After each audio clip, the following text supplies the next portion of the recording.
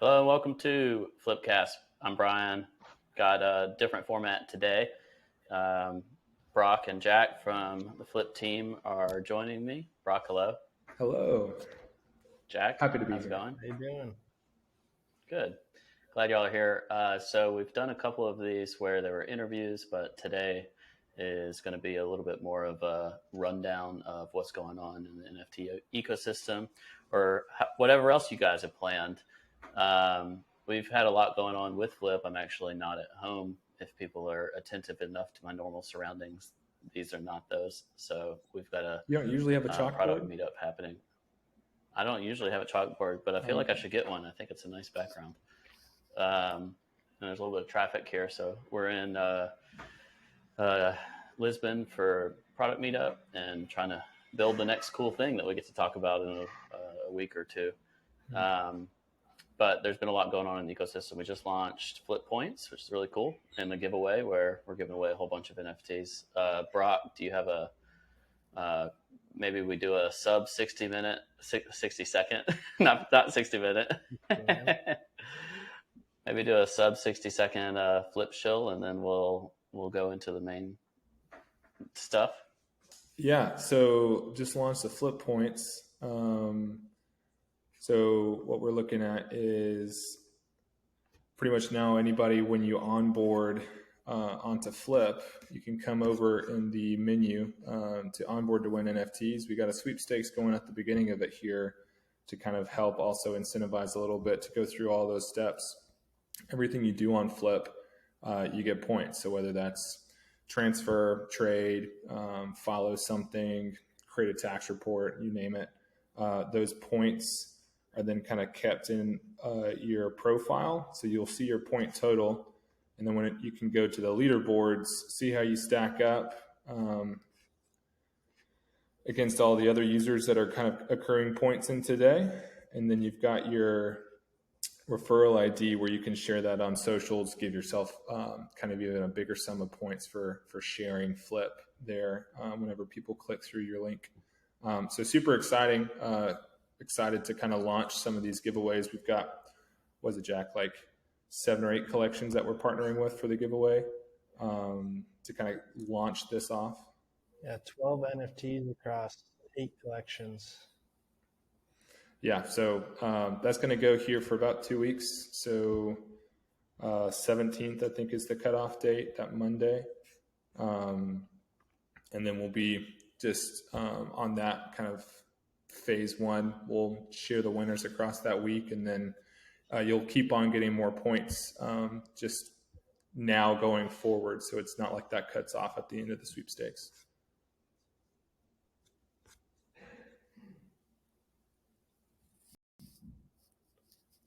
So I threw in a little screen share so people can see what all we're asking you to do. All you've got to do is claim your username, connect your first wallet, follow a couple collections, and enable notifications on the mobile app. And then join the mailing list and do your ref link, and off you go. And you'll earn points for everything you do. So should be pretty straightforward, and hope people enjoy it and have a chance of winning those NFTs. All right. Let's get out of that and talk about what the heck is happening. I have not been keeping up well. So, Jack, can you tell me what should I be paying attention to right now in NFT land? Yeah. Let's hop into it. Could one of you guys share the chart of NFT statistics that he posted? Yeah, I got you. Yeah, so median sale across time. He was pointing out that nowadays people are selling like NFTs that are going for over 1.5 ETH. They're only holding them for roughly 10 hours. And then you look back at the summer of 2022, people were holding hundreds of hours for these same prices. So you can see April of last year, the same time, people were holding for like 49 hours on average. And then summer was going all the way up to 641 hours. He's kind of pointing that it maybe has to do with the blur farming and just more of a flipper mindset. I think one of the things I was thinking about here, though, is that it doesn't account for like the silent majority. I bet there's a lot of people who are just holding on to their NFTs right now. like just treating this like a crypto bear market, but for their JPEGs. And so they're not maybe being reflected in this sort of chart. And this is like really highlighting the people who are still active, which is those farmers or those quick flippers. But nonetheless, it's definitely a chart worth pausing for. Like, this is a dramatic change in the activity of traders basically in the NFT space. Yeah, I mean, it's almost a guarantee that it's just blur farming and probably dominated by a couple of hundred wallets that are trying to get a lot of bang for their buck in terms of the ones over 1.5 ETH. But that said, you probably have some similar trends at the lower ends as well, like for cheaper items for market participants that are wanting to do the same type of stuff, trying to, chase the quick flip and the quick turnaround on what they can make a little bit of money off of. And I definitely think it highlights that a lot of what we see in the market right now is not very healthy and not organic. But it's good to see it put in numbers for sure. Yeah, I think the interesting thing with those extremely long hold time averages, you saw people who wrote a collection from its inception and then held for a long time, and they kind of exited once it gone high, right? So it's a bunch of people selling their apes now that they're 80 ETH and what in the world is going on. It'd be interesting to see once we do see the trend of NFT prices, like liquidity kind of fixed a little bit differently, and maybe floor prices going up or some other valuation tool where it's not just collection floor. Like if some of those holders, because it's not like every single person sold in the summer of 22. It's like some of those people see a lot longer hold time, right? They're just not active right now. Yeah. And the other element here is, Brock, if you were to show like the flip hodl chart for a specific collection, I'll throw it in Slack real quick for you. These are the same assets that are actually going back and forth. It's not like in a 10K collection, 6,000 or 7,000 items are swapping back and forth, because the hold period for most of these, larger collections is still much longer. So 90% of Azukis have not moved in the past 90 days in the same time frame that they were talking about. But the ones that are moving back and forth amongst participants over and over again. So, we're definitely seeing inorganic activity affecting those numbers. Do you think that has to do anything with people kind of now just like holding on to those bags and not looking at them as liquid trading? Like, or is it just because it's not ripe today and it's only the people that are trying to get blur points and farm are the ones actually making any action? Like, is it necessarily a negative sentiment? I think also a positive outcome. If positive for people to hold or positive for people to trade? I think positive. Like, is it a positive reason that people are holding this long, or is it a negative reason that they just can't get out? I think if it also depends on like percentage of holders in profit and loss. Mm-hmm. So like if they were to sell, would they make money? And if they're still holding despite being able to make money in a sale, I think that actually is very positive, because they're, they just can't be bothered to sell. Like they don't feel in a hurry or something like that. Now, I think if you see a bunch of people holding and the price is 0 and the average price is 6 ETH or something, that is the opposite, where it's just not worth selling. But I think you do generally. Yeah, it's really interesting. That's something that we're seeing heavy distribution towards people the holding DeGods actually, as they've transitioned for over longer periods of time into ETH. Not necessarily it has to be like since inception all the time.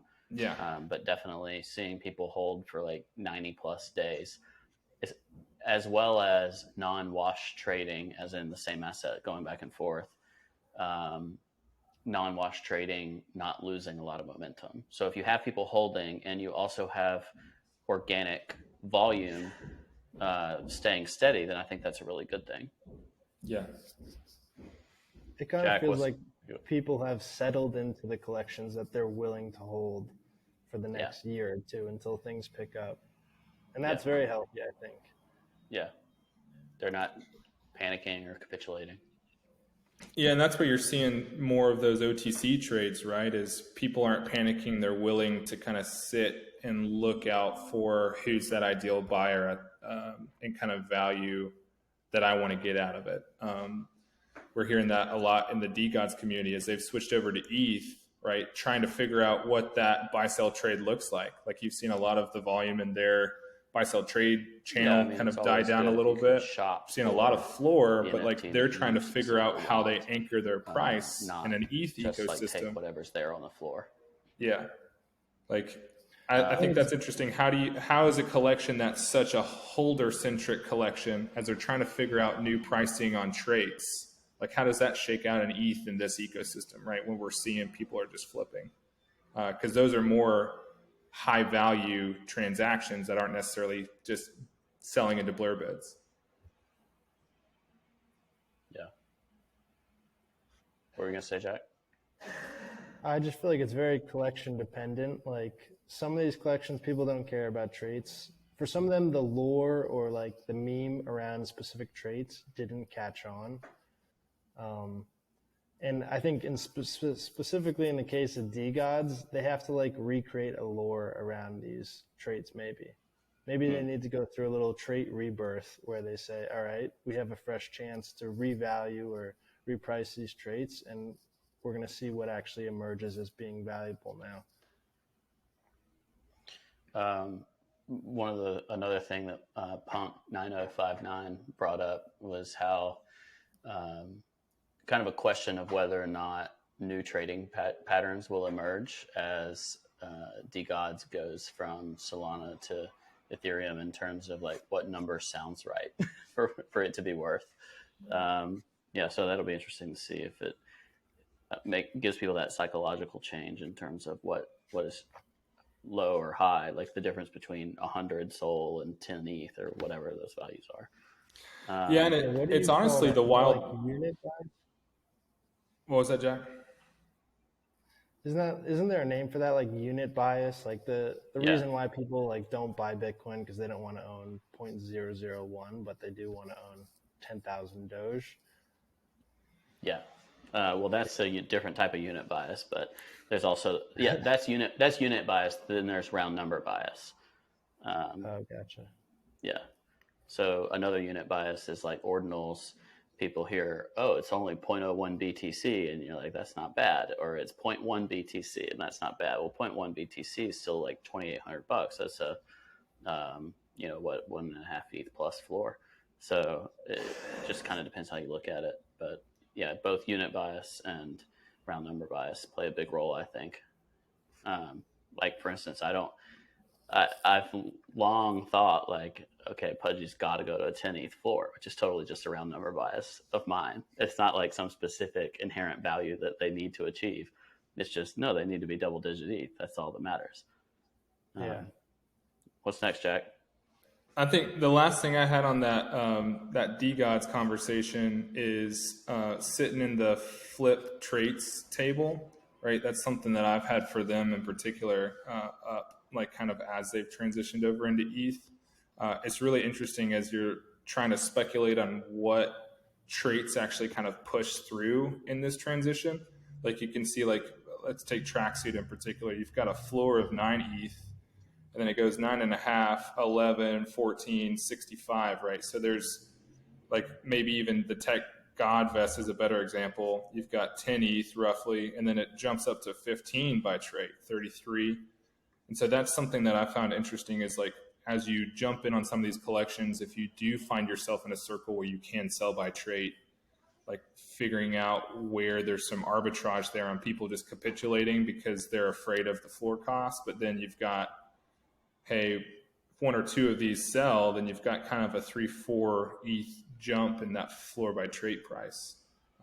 It's really interesting once you look through some of these other higher cap collections. Like it's the same sort of arbitrage that it's like if we go back to a value by trait environment, like you could see some people that hold on to those kind of really getting some upside there. I think we have time for maybe one more good topic. What do you think, Jack? Well, we'll rush through this one real quick because it's not necessarily related to us, and then we'll go on to the other sides. But Reddit is doing their Generation 3 of their digital collectibles. And apparently this came out because some on-chain sleuths saw that they deployed like 40 contracts last night. Nice. I think in total there's going to be 70 because they're doing one collection for each artist that they collaborated with. But obviously, like, Reddit is on fire talking about it, being like, is this going to be another little wave or injection of liquidity into the NFT space, or is it going to be largely on Polygon? Yeah, it's on Polygon, and I saw people saying that like maybe it's just going to get botted, and then the price is just going to get driven down. But nonetheless, last time I think this happened, we had a pretty good week for NFTs. It's always just like a new little wave of onboarding Web 2 people to Web 3. So people are whispering that it's going to happen on April 10th or 11th. So just something to keep in mind as we go into this next week. But the big thing for today is probably the other side decoupling of the codas, which Brock understands way better than me. I couldn't wrap my left curved brain around it. Yeah, so basically, right. Brian, do you know much about what Otherdeeds has kind of done as it's starting to evolve into more than just a plot that you're wondering what you're going to do with it? Like, no. Yeah, so they've got this whole lore that they've built out around the legends of the Mara. So Mara are these little creatures that kind of live on these Otherdeeds. So while back, you had this kind of genesis launch of these things called Coda, these little characters, right? And so kind of getting in the most layman's terms as possible, you've got Coda, which can do any of these three actions, can do one at a time. Like those were associated with an Otherdeed. Well, now you can decouple that to where you can put your Coda on maybe any of the Otherdeeds that you have.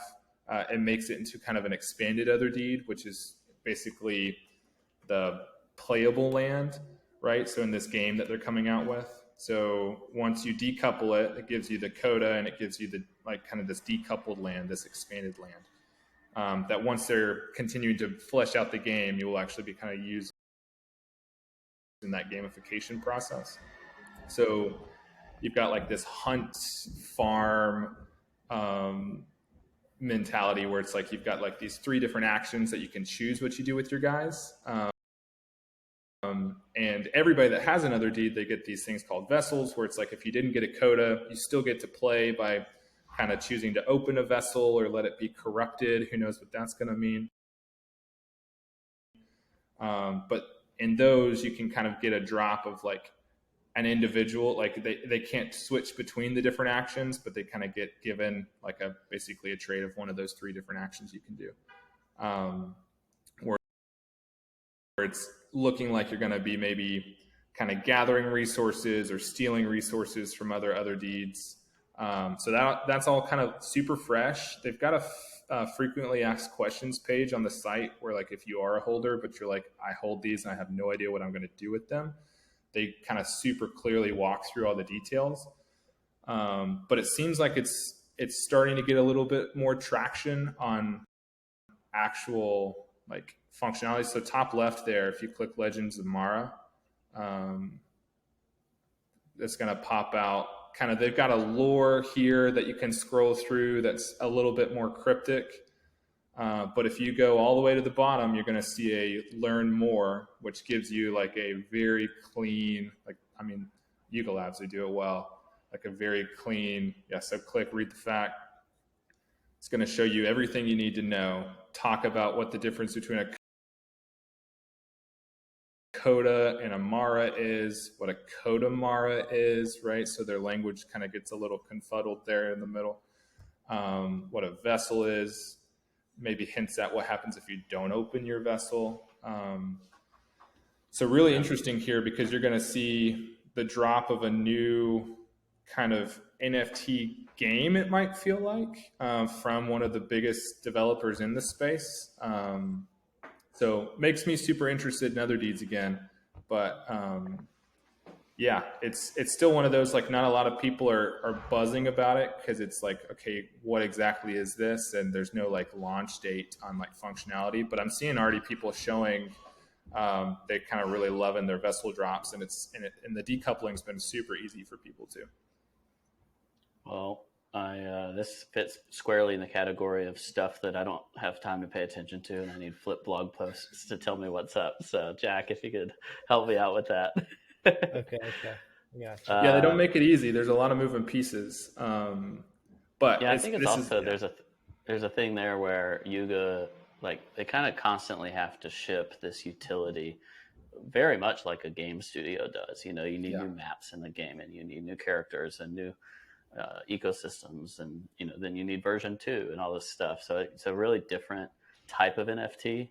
The way that Yuga is going after it with, the Bored Ape Yacht Club and friends, versus what they're doing with punks and meebits and stuff and autoglyphs, which are more about being static forever. And I think we need better understanding going forward about like what you should expect from different NFTs. But yeah, it definitely is hard to keep track of these ones that are all over the map.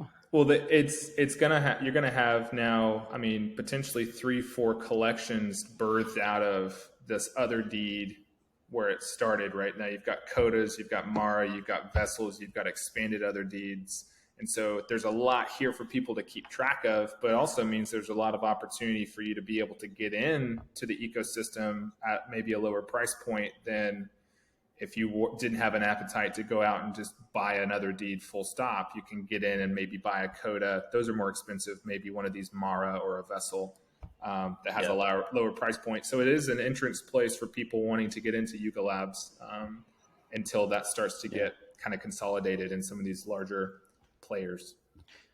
For sure. And we'll need to make sure the flip bundle for Yuga is going to be up to date with all this, because that's what I'm going to need to know what's what. Oh, yeah. All right. Well, let's leave it there for today, and we'll try to do this again maybe next week. Thanks for everybody joining us for Flipcast. If you like it, give us a subscribe and all that stuff. Tell us what you want us to talk about next, and we'll catch you on the other side. Is that trademark by them? I mean, all right. See y'all later. Similar. See ya.